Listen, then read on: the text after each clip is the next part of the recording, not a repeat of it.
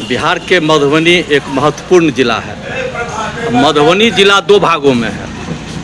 पूर्वी भाग का विकास इतना तेज़ी से हो रहा है, जहां प्रधानमंत्री, वित्त मंत्री, गृह मंत्री पहुंच गए, विकास की झड़ी है। पश्चिमी क्षेत्र में आपका 6 विधानसभा क्षेत्र है, उसमें विकास क्यों नहीं होता है? पूर्वी क्षेत्र के लोगों को सौभाग्य है, झंझारपुर विधानसभा से आदरणीय पूज्य डॉक्टर जगन्नाथ मिश्रा जैसे माननीय विधायक बने और बिहार के मुख्यमंत्री बने।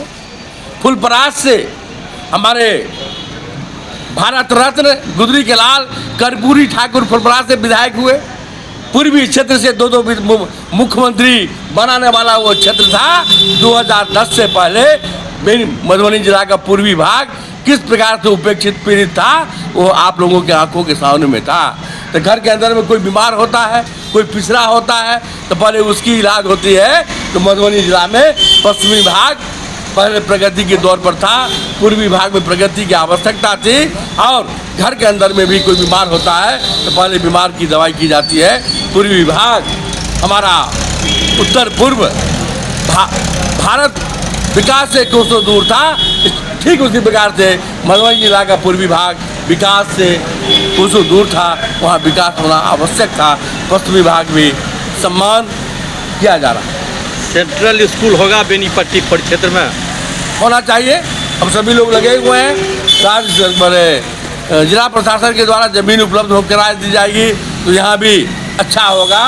और आपके जिस प्रकार से झंझारपुर 2010 से पहले कैसा था, आज कैसा है, ठीक उसी प्रकार से जिस जगह आप बेनीपट्टी में खड़े हैं, भविष्य का ये जिला मुख्यालय है और ये भी उस ऊंचाई को प्राप्त करेगा, वो दूर नहीं है। और यहाँ सौभाग्य से विद्यापति जी का जन्मस्थल ही है, माँ बाबा कालिदास जी का जन्मस्थल ही है, उसे वासनी का जन्म है। और माँ सीता जहाँ पर फूल लेने के लिए आई थी, और जिस प्रकार से अयोध्या में राम मंदिर बनाकर सनातन संस्कृति का उद्योग हमने किया है, और उसी प्रकार से पुनौरा धाम में माँ सीता के सम्मान में भव्य मंदिर, दिव्य मंदिर बनाने का संकल्प हमारी राज्य सरकार और भारत सरकार ने लिया है। और फुलर में 18-25 करोड़ से ज़्यादा राशि देकर उस स्थान को हम विकसित करने के दिशा में हैं। उच्चैठ भगवती स्थान को विकसित करेंगे और विद्यापति का विकास करेंगे। तो अब धीरे धीरे तो देखिए 26 आने दीजिए, सुनो